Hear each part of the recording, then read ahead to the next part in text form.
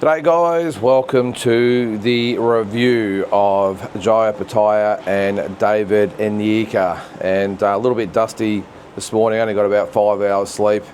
We got back to the hotel at about, well after midnight, didn't get to bed till about 2 and up at about 7. It's really hard to sleep up here with the heat and everything. Very, very humid, but so excuse the voice this morning. But great to have you. You can see the background of the fabulous Gold Coast. It's been such a great stay up here. And last night's event, wow. First of all, just say what a fantastically, is that a word? Fantastically run event that it was. You would have seen, if you've been following the channel, the videos I did yesterday from the venue during the day and then at night. Just it was just a credit to all concerned, and the undercard was great. I thought the undercard might have been a little bit too long in the end, too many fights, but thankfully to Justice Honey, Max McIntyre and Terramona, we had a couple of early stoppages, so that was good and sort of made the night flow a little bit more, or a little bit easier. But look, yeah, what do you say about the fight itself? Let's start with the prelims, actually, for starters. Just the main prelims. I thought let's start with the girls. I thought the Irish girl, what was it? I can't remember. Taylor Jensen, that sort of, for me, that was probably the first fight I sort of watched closely during the night because there was so much running around and that going on. I thought it was a really close fight. I thought the Irish girl did more than enough to win. I think it was a split decision in the end, but that was probably the first fight that sort of started to get everyone going. Who was the other one? Max McIntyre. What a young kid he's going to be, or young fighter he's going to be. I thought he look, the opposition I don't think was overly flash really, but look, he's probably the right opponent for him at the right time. It's for the IBF youth title. I think he's slick. I think he can punch, obviously. He's got all the tools. I just want to probably, again, reserve judgment for Max until he just starts to up the quality of opposition. And the guy he fought last night, I think he came out with no trainer, so it's really hard to, to probably fight to your best when you haven't got your trainer with you. I'm not quite sure why he didn't come out with his trainer, but he would have had to come out here. He didn't speak a word of English. He's had to get a local trainer to help him out. He had an interpreter that he's probably not known before, never met before, so that would have been hard for him. But all that aside, I don't think it would have made much difference. I thought Max McIntyre, look, he's a character. He's a character. Look, I'll be honest, I probably don't like all the brushness at such a young age and so early in the career, but hey, he's been noticed by Eddie Hearn and obviously Mick Francis as well, so it's worked. The guy can fight, obviously, too. But I usually like to see these young guys get a few fights under their belt and get a few meaningful wins before they start with all that. But look, he's going to be a good fighter, a very, very good fighter. And it looks like Eddie and especially Mick, of course, are going to get right behind him, give him some opportunities. Wouldn't be surprised if maybe he turns up on a big show overseas at some stage with it. I think he might have even said that afterwards. So, yeah, impressed with him. The Justice Honey fight, of course. Look, we didn't see him. Look, watching, what was his name, Pot Lieber or whatever his name was, the South African. Look, I watched him the other day at the open workouts, and I must admit, I did say to Ronnie beside me, I thought this is probably only going to go 2 or 3 rounds. I think it went 2 rounds, 30 seconds into the second round. Look, he shows some early signs. I thought he had a bit of snap in his punches, but Justice Honey, he looks the goods, Justice. Again, I want to see him against more credible opponents. I think at the moment what they're trying to do with him is just get fights into him. This is his second fight in a month or so. I think that's what they want to do, is just get rounds into him, just continue to pump these fights every couple of months, just get him in there. There is rumours that he might be fighting, strange enough, Moses Otolma next or later in the year for the WBO interim heavyweight title. So we'll see what happens there. Look, I think the natural thing for a lot of people out there to say, well, Tom is a beast and he makes easy work of Justice Honey. I don't think so. I'm a real fan of Justice Honey. I just like his volume of punches, his work rate. He can punch. I know a lot's been said about the fact that he might not be the biggest puncher out there, but again, we have to see it against the more credible opponents. And the South African last night certainly wasn't it. But again, I think they're just putting the rounds into him just to get ranking. He's got whatever the global belt or whatever it was last night. So I think he's ranked number 5. in I think it's 5 or something like that anyway, in the WBO now. So strange enough, he's only 11 or 12 fights into his career, and he's going to be in line for some really, really big fights going forward. And as I said, it could be Otorma himself. So what a fight that would be. And I'll give him a live shot. Again, Otorma has fought nobody, and I know he's bowling everyone over, but I'm just not going to fall into the trap of thinking he's the next Mike Tyson when he hasn't fought anybody yet. So forgive me if I upset any of you fans out there that are just all over him, but I've just made the mistake before looking at guys and thinking, wow, this guy could be anything, and they come up against someone credible and just fall short. But I'm really impressed with Justice Huni. Okay, he might not be the biggest puncher, but it's not that he's a light puncher, he's just not a big puncher. But I just think he's going to get away with it by his work rate, his head movement. He's very fast with his hands for a heavyweight, and the amount of punches he throws in there, I think he's going to be a handful. I think he's going to wear guys down. I think he's going to really get them out of his comfort zone. Again, we couldn't really take much out of last night, but I was really impressed with the way he finished the job.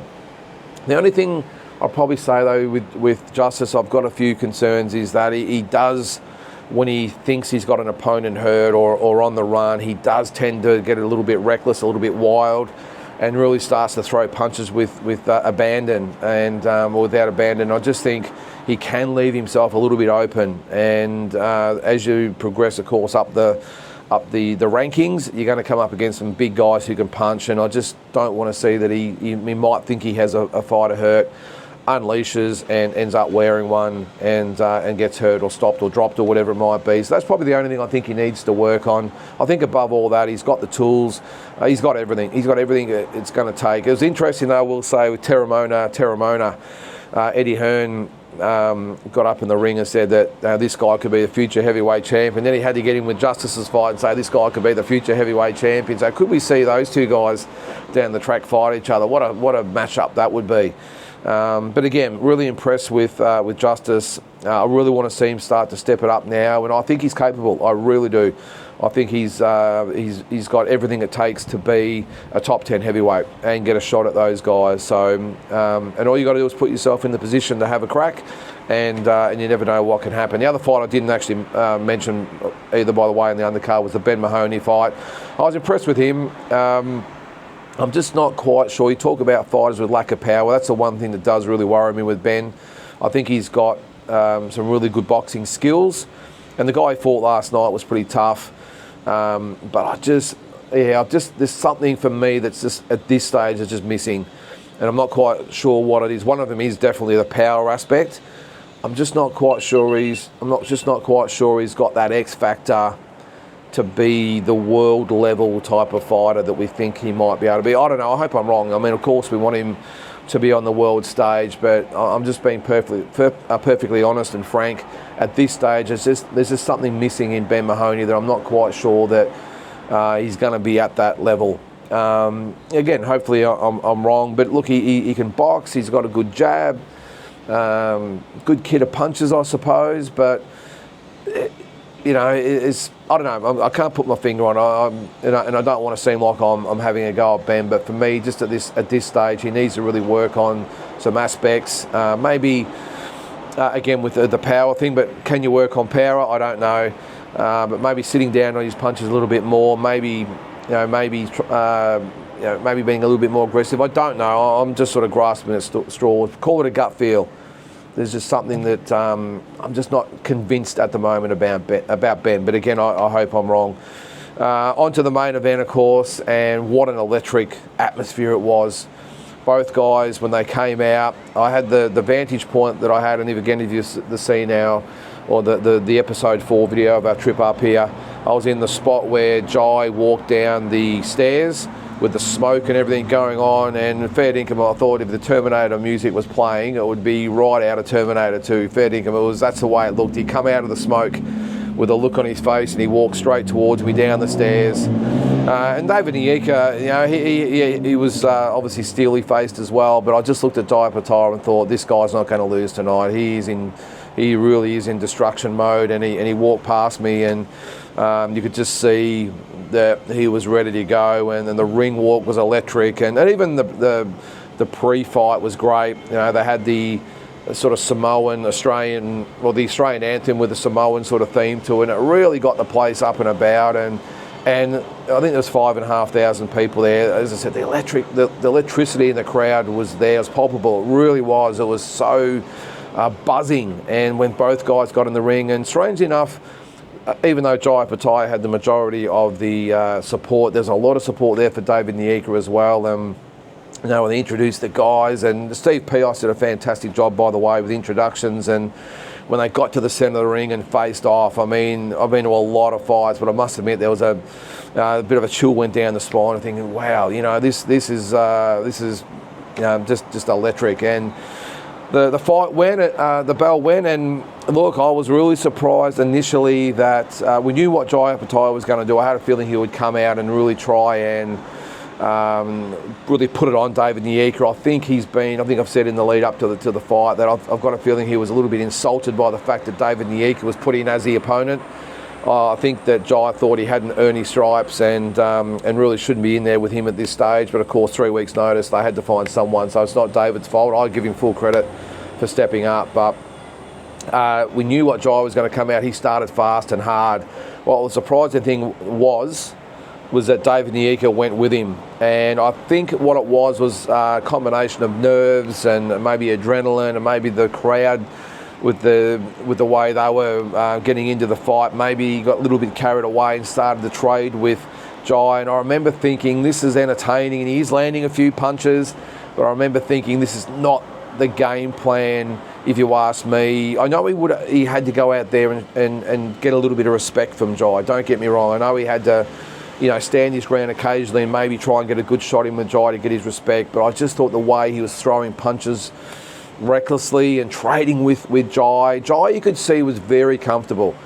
He was just taking his time, and I know he was a little bit taken aback a little bit at the start, but once he realised that David was going to be in front of him, you could almost see that he was like, okay, this is what it's going to be, then let's go. And I thought he looked really relaxed, even though there was a lot of punches being thrown, a lot of punches being landed by both guys. I just thought Jai looked very, very relaxed, very comfortable, settled into the dogfight really easily, where I think David NYIKA was really just exerting himself and probably expending too much energy. He gave as good as he got in certain exchanges, but I just remember thinking after the first round, I just don't think that this is something that David can keep up for 12 rounds. And I think we all knew that Jai could do it, because again, he looked very comfortable in the situation. But I just thought after that first round, David even looked a little bit gassed even then.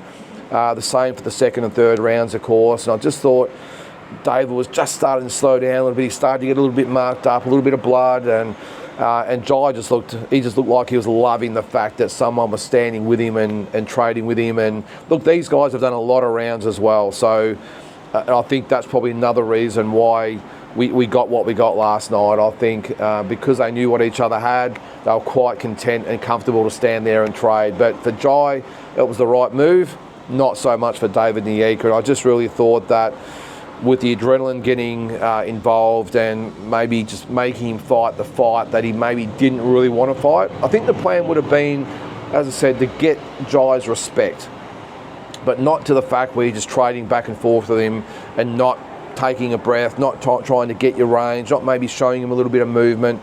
I just didn't think it was a smart game plan, and it told the tale in the end that in the fourth round, you could see Jai just starting to get to David. David really starting to struggle a little bit with the pace, and Jai then started to up the pace and started to land some clean shots. And then when he landed, I think it was a nice little uppercut in close in the fourth round, and it just sort of snapped David's head back, and I think that's what might have given him the blood nose. And then Jai saw his opening, and then it was that just beautiful uppercut that put David NYIKA down. He did well to get up, but I must admit, and I was a little bit back. I was actually on the stage where the fighters actually came out, so I just had a nice vantage point. There wasn't many people around, so I stood up there and got some footage. So I wasn't right up close to the action, but I had a quick look at the screens, and I could see that he got up and he had blood, and you could see he's a little bit flustered and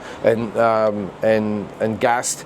And you got the feeling that it was just going to be a matter of time, and what an ending that it was. Jai just did what good fighters do. Not good fighters, great fighters. What great fighters do. He saw the opening and just went for it, and that killer instinct reminded me so much of Mike Tyson. I think someone actually pointed out on the YouTube video from yesterday, and it made perfect sense. It reminded them of when Mike Tyson finished Larry Holmes, had him hurt, put him down, had him hurt, and then just finished him off, and not just finished him off, put him out of commission. And the way that Jai did that, that is something that not just A graders, but the AAA graders do. They get an opponent hurt and they just finish the job. And David NYIKA, really, really good young fighter, but maybe, as I said all along, maybe not at, well, we know he's not at Jai's level, and Jai did exactly what those type of level guys do against guys that maybe just beneath them, and really just got him out. It was a little bit concerning when David went down, with the way he went down, and he was out. And I don't know what it was, some yobbos in the crowd that were carrying on. I couldn't see that. I did see some bit of drama at ringside with David's crew. Sorry, I'll get that out. We don't want to see that. I mean, David was so brave. He gave it all he had.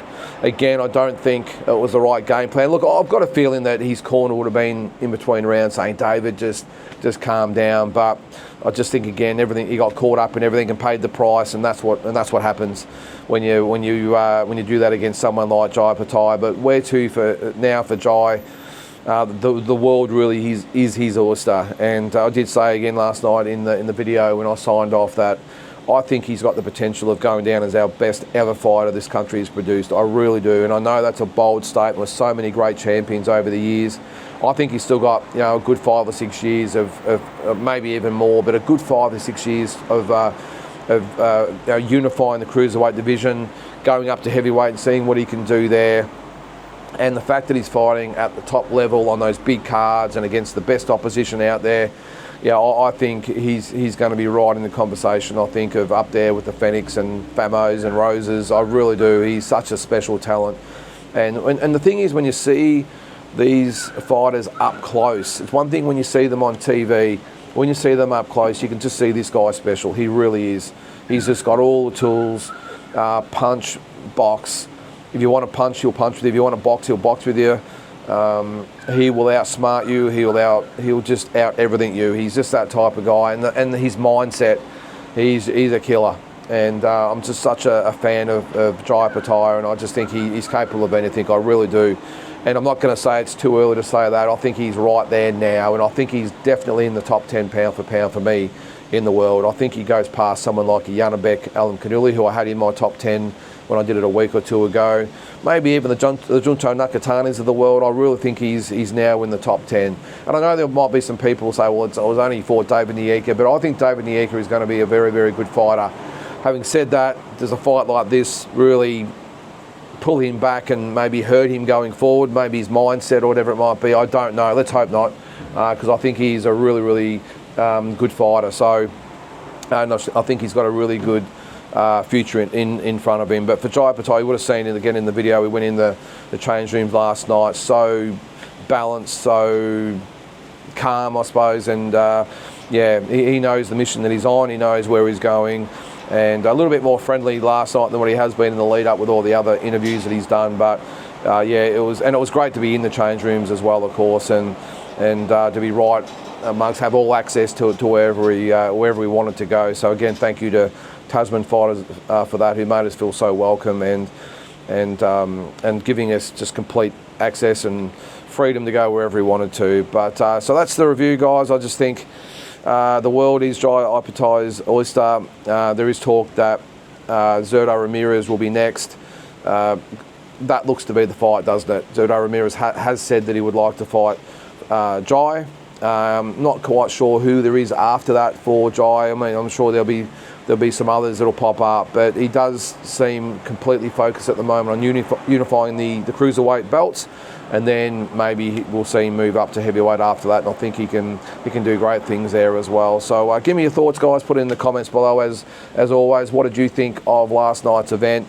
I just thought it was a fantastic, again, run event. The fights were very, very good, and just the main event was just something to behold. It really was. So now we journey home, ready for the next trip away. But thanks to everyone that's come along for the journey with us up here. It's been fantastic. Really appreciate all the messages and comments that we got on all the videos. I hope you enjoyed everything that I brought to you, and yeah, we'll look forward to the next adventure. We'll catch you then.